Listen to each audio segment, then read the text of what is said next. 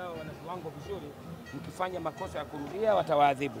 Kwa hiyo vijana wangu wamefanya makosa ya kurudia kwenye eneo la defense line, tumeadhibiwa. Kwa hiyo nakubali yale, lakini mwisho wa yote hili limeshakwisha. Tunaenda kujipanga kuhakikisha kwamba haya mapungufu yote ambayo yajitokea katika mchezo wa leo tunaenda kuyafanyia kazi, kuhakikisha kwamba si wakati mwingine unapocheza timu yenye wachezaji bora kama haya, basi makosa kama hayo yasijirudie, ili tuogope kuadhibiwa. Kocha Juma, kutoka kwa Makambo ilipunguza nini kiufundi katika mpango kazi wako? Ni kweli Makambo ni kati ya striker wangu nilikuwa nategemea, lakini amepata tatizo ndani ya dakika 5-10. Kwa hiyo utaona kabisa ile game plan yangu yote ilichafuka, kwa hiyo ikabidi tubadilishe tena.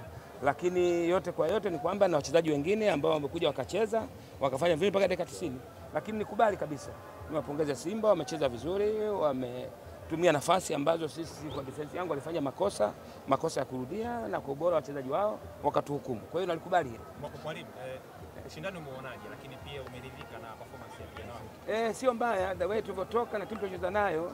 Mimi naamini kabisa katika kile ambacho tunafundishana, kuna vitu ambavyo nimeviona mimi na technical bench yangu, tutaenda kufanyia kazi katika uwanja wa mazoezi kuhakikisha kwamba tunafanya vizuri katika michezo ijayo. Asante. Umedumu kwa muda kidogo pale na Mungu.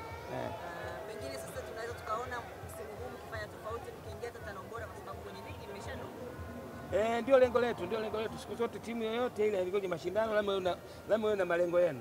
Malengo yetu ni kufanya vizuri na kushika nafasi nzuri za juu katika ligi hii. Kwa hiyo leo ni mechi yetu ya 3 katika mechi tatu maana kwamba ni point 9 tuna point 4. Kwa hiyo naamini kabisa kwamba tumeteleza. Kwa hiyo tunaona hili la kufika kwenye nafasi ya 4 ya 3 kwenye ligi kwenye timu hizi, kwa sababu timu yoyote ile unapoingia kwenye mashindano uwe na malengo yako.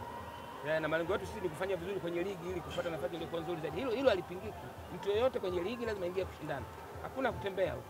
Kwa hiyo tumejipanga kuja kushindana. Haya matokeo ya leo ni sehemu ya mchezo. Tunaenda kujipanga jinsi gani ya kufanya vizuri katika mchezo ujao. Asante sana.